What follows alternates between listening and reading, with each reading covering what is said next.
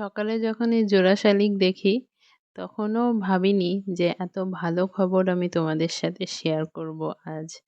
এমনকি যখন ভিডিওগুলো শ্যুট করছিলাম আমি সারাদিন, তখনও ভাবিনি যে এত ভালো খবর আজকের ভিডিওতে আমি তোমাদের সাথে শেয়ার করতে পারবো। তো হ্যালো বন্ধুরা, কেমন আছো সবাই? আশা করছি সবাই খুব ভালো আছো আর তোমাদের পড়াশোনাও খুব ভালো চলছে। আর পড়াশোনা খুব ভালো চলতে হবেই, আরও বেশি ভালো চলতে হবে, কারণ আমার ফার্স্ট কথাটা কেন বলেছি সেটা নিশ্চয়ই তোমরা গেস করতে পারছো। হ্যাঁ, ডাব্লিউবিপির ডেট দিয়েছে। হ্যাঁ, টেন্টেটিভ ডেট দিয়েছে। তো প্রত্যেক পরীক্ষায় টেন্টেটিভ ডেটই বলা হয়। তো সেটা কোনো কারণে হয়তো চেঞ্জ হতেও পারে, কিন্তু সম্ভবত চেঞ্জ হয় না। তো আমাদের হাতে আর টাইম মাত্র ৩ মাস। আর ৩ মাসের মধ্যে এর মধ্যে যাদের এসআই আছে, এসআইয়ের প্রিলিটাও হয়ে যাচ্ছে এবং আমাদের কনস্টেবল এক্সামটাও হয়ে যাচ্ছে। আর আমাদের ডাব্লিউবিপির একটাই এক্সাম, এটা মাথায় আছে তো সবার? তো যদি মাথায় না থাকে তো শুনে নাও, ডাব্লিউবিপির একটাই এক্সাম হবে এবং সেই এক্সামই তোমার ফিউচার নির্ধারণ করবে। আর যাদের আমার মতো রানের সমস্যা, তারা কাল থেকেই রান শুরু করে দাও। তো এত ডেটটা দেখার পর এত বেশি এক্সাইটেড, হয়তো এরকম রেজাল্ট হাতে পাওয়ার জন্য হয়তো এত বেশি এক্সাইটমেন্ট নিজের মধ্যে আসেনি, আসবে না। তো যত বেশি এক্সাইটমেন্ট বা যত বেশি খুশি এই ডেটটা দেখার পর হয়েছি। তো এত দিনের প্রতীক্ষার ফল পেলাম। অনেক মানুষের অনেক রকম নেগেটিভ কথা পেয়েছি।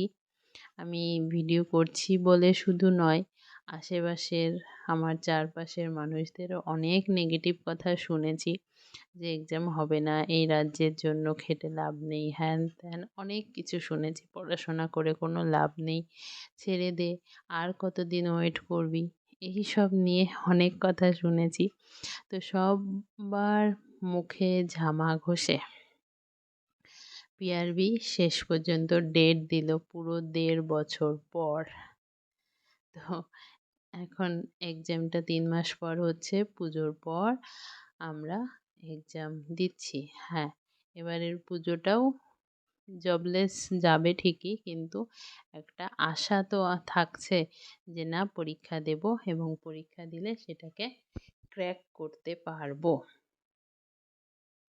কনফিডেন্সটা নিজের মধ্যে রেখে নিজের সবটা দাও। যতটা টাইম তুমি পড়াশোনায় এখন দিতে পারবে ততটা টাইম দাও।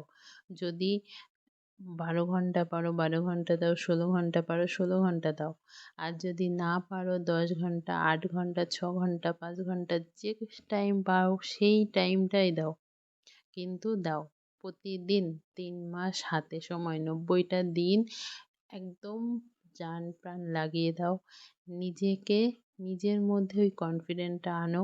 সকালে ঘুম থেকে ওঠো, ঘুমটা কমিয়ে দাও। আমি যেমন ঘুম প্রিয় সেই মানুষ আমি, কিন্তু কিছুদিন আগে থেকেই যা কেন জানি না নিজেই জানি না এই ডেটটা আসবে, সেটার জন্যই নিজে থেকেই জিনিসটা হয়েছে কিনা আমার ঘুম কিন্তু অলরেডি অনেক কমে গেছে। যেটা আমি মানে ঘুম ঠিকঠাক না হলে যে মানুষ আমি চলতে পারি না, সেই মানুষ এখন আমি ৩ থেকে ৪ ঘন্টা ঘুমাচ্ছি সারাদিন রাতে। মানে সকালে ৩টে ৩:৩০টার মধ্যে আমার ঘুম ভেঙে যাচ্ছে এবং তারপর অনেক এটা ওটা করে তারপরে পড়তে বসছি। তো সব রকম মিলিয়ে মানে এই এই বছরটা যাতে খুব ভালো হয়, এই বছরটা যাতে আমাদের জীবনের স্মরণীয় বছর হয়ে ওঠে, সেইভাবে নিজেকে তৈরি করো, সেই জন্য খাটো। এরপরও অনেকেই নেগেটিভ কথা বলবে, তাদের কাজ নেগেটিভ কথা বলা। তো তাদের কথা প্লিজ কানে নিও না। এতদিন যখন শুনেছ, এখনও চুপচাপ শুনে যাও এবং নিজের কাজ নিজে করে যাও। প্রত্যেকটা সাবজেক্টে সময় দাও। হ্যাঁ, যারা ইংলিশে দুর্বল, ইংলিশটা ছেড়ে দিয়েছিল, তারা পিআইকিউটা পড়ো।